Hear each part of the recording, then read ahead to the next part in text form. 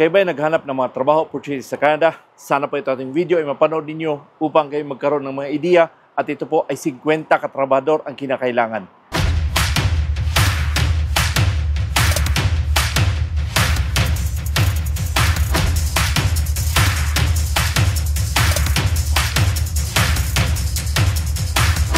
Kabayan, kumusta? Anong balita sa inyo?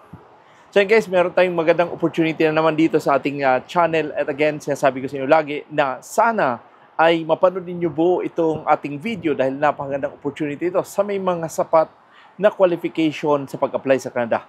Ito po ay 50 katrabahador at kung kayo man ay may mga 3 taong experience dito, napakaganda dahil ito po ay walang placement fee. And again, sa mga nagtatanong dyan na gano'y ito bang Canada ay may placement fee? Wala pong placement fee, no?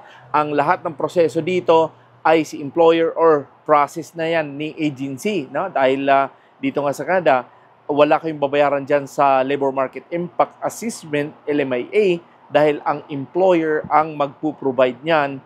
So again, napakagandang opportunity, ano? So ang inyo na lang dito ay yung inyong mga passport, ang inyong mga medical, ang inyong biometrics, mga miscellaneous na maliliit, yun na lang. So hindi naman siguro abutin ng mga 100 to. But again, depende po, ano? Ako po ay hindi magkukonclude dyan dahil again, subukan nyo muna mag-apply kung kayo man ay qualify. And again, para kayo mag-qualify, ayusin ang inyong mga resume upang kayo ay mapansin ng mga employer or mga agency sa pag-apply ninyo. Okay? So para ngayon guys, sabi sa inyo, tuloy-tuloy nyo lang. And again, kung hindi pa kayo nakapag-subscribe, sana po ay makonsider i-like, i-subscribe at huwag nyo kalimutan lagi i-click ang notification bell para update kayo tuwing meron ko in-upload dito nga sa ating channel. So tuloy-tuloy nyo ang inyong mga pangarap sa pagpunta ng Canada dahil nga ang key talaga dito ay pagandahan ng resume. No? Pagandahan ng resume, mag-apply ng ayon sa experience, ayusin ang inyong mga pag-arrange ng inyong resume, mga certificate ninyo, mga training and certificate, ilagay ninyo dyan. Kung kayo man ay medyo bored lang sa buhay, pwede kayong pumunta sa TESDA, no? Magkuha kayo ng mga certificate dyan, and at the same time, kayo ay makakuha din ng mga work experience na ayon doon sa inyong mga nakukuha na mga certificate, no? Dahil napakahirap kasi na kayo ay isang, for example, welder, marami kayong mga certificate dyan, subalit ang inyong experience ay napakalayo naman doon sa inyong certificate sa pagiging welder, no? Importante po na talagang mag-i-inline. Kung kayo man ay mga IT, importante diyan na ang inyong mga experience ayon sa IT, no? Ang hirap kasing madidiskarel kayo sa inyong mga pag-a-apply dito sa Canada dahil importante talaga, napakalaking bagay ang inyong mga experience dahil sa dami ng gustong pumasok sa Canada, maraming pwede kayong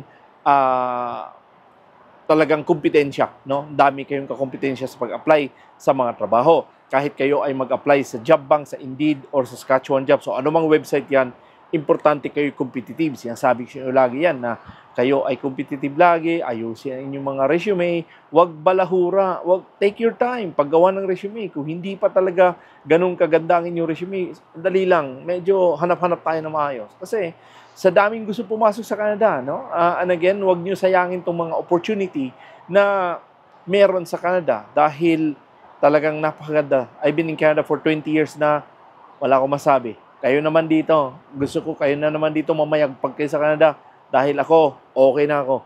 Okay? So, patayin guys, sabi sa inyo, ito ating pag-usapan ngayon ay napakagandang opportunity at ito po ay legit agency. Wala po kayong babayarang placement fee dito at ang inyo lang ay mag-submit ng mga requirements, ano bang mga job description. Importante po yan na meron kayong sapat na qualification sa inyong pag-apply. Okay? So again, halika, tingnan natin sa kanilang website. So yun guys, ito po ang napakagandang opportunity ay ang Industrial Meat Cutters. No? Ito po ay ang Venture Management System International Corporation.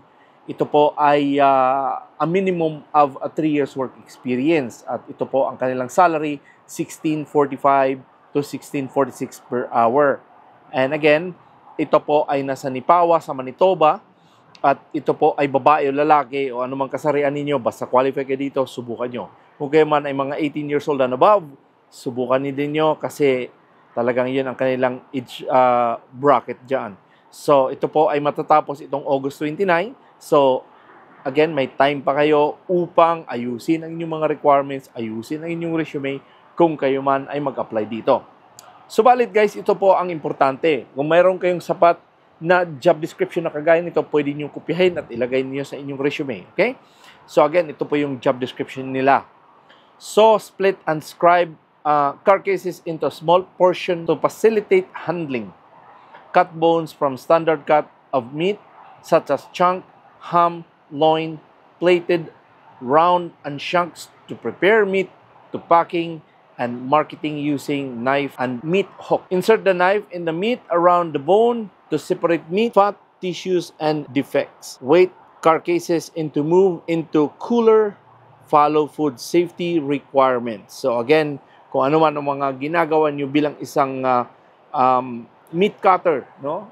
Ito man ay maging chicken or maging pork or maging beef o ano man, isulat nyo.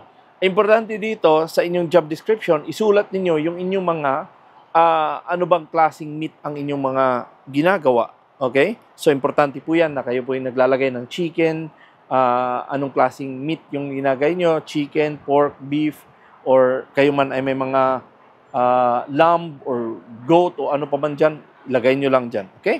Isulat nyo lahat ng inyong mga ginagawa sa inyong mga trabaho bilang isang meat cutter dahil napakalaking advantage yan kung kayo nga ay magsusulat.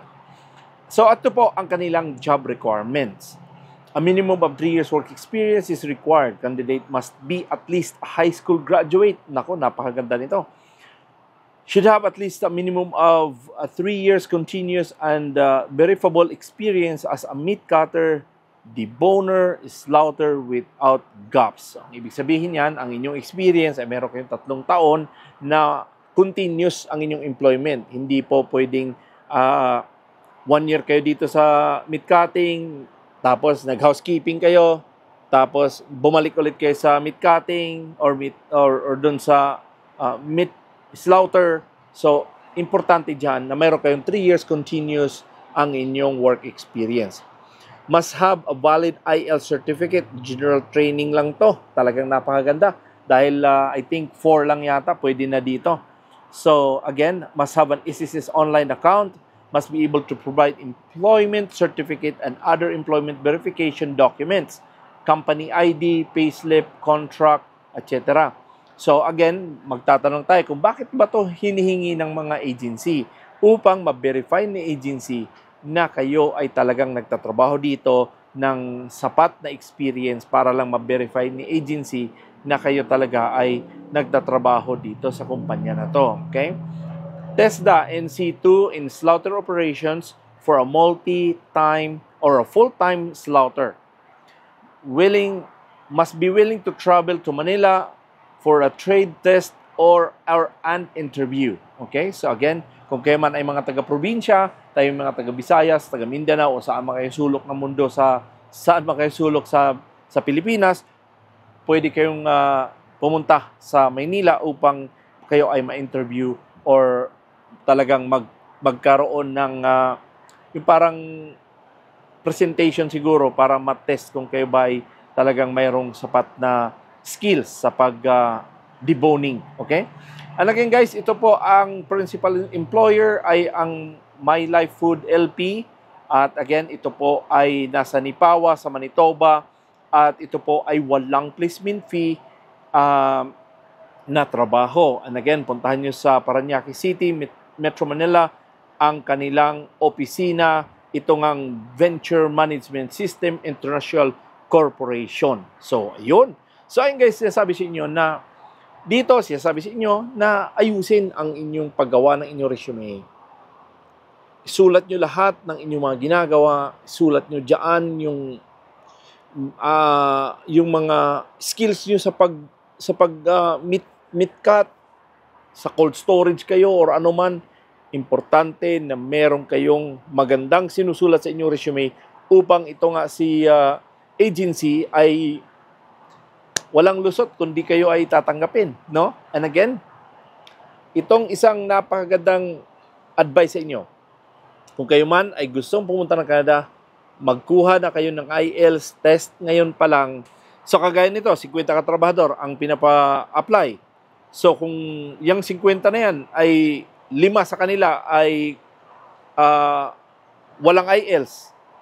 Tapos 45 yung meron, 'di ba? So talagang importante na kayo ay meron ng sapat na mga requirements kung kayo ay mag-apply ng mga trabaho dito sa Canada dahil importante po 'yan, no? So again sa mga future hiring na papunta ng Canada, magkuha na kayo ng IELTS, magbasa-basa kayo, mag-review na kayo, huwag kayong matakot diyan. General lang 'to, para lang tong entrance exam papunta sa college. Okay? So parang exam lang 'to ng final exam lang to ng fourth year high school. Talagang napakadali lang nito. Okay, ako na magsabi sa inyo, napakadali lang nito. So balik kayo siya sabi sa inyo na again, sana po ay makatulong to sa inyo sa inyong mga pangarap, plano sa pagpunta ng Canada. Sana po ay makapagbigay man lang ako ng mga tips, idea sa inyo kung paano maka-apply dito.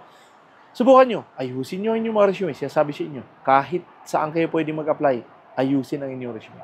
Okay? So, batayin guys, pwede nyo i-share to ating mga videos sa inyong mga social media platform at marami po ako mga videos dito na pwede ninyong panoorin para lang magkaroon kayo ng mga idea kung paano mag-apply. And again, kung hindi pa yun nakapag-subscribe, sana po ay makonsider i-like, i-subscribe at huwag nyo kalimutan lagi i-click ang notification bell para update you tuwing meron akong pinopost dito nga sa ating YouTube channel. So, ganun pa mga guys. Again, maraming salamat ulit sa inyong panunod at subaybay sa aking channel. Ako si Noy Tebs. God bless and a wonderful day.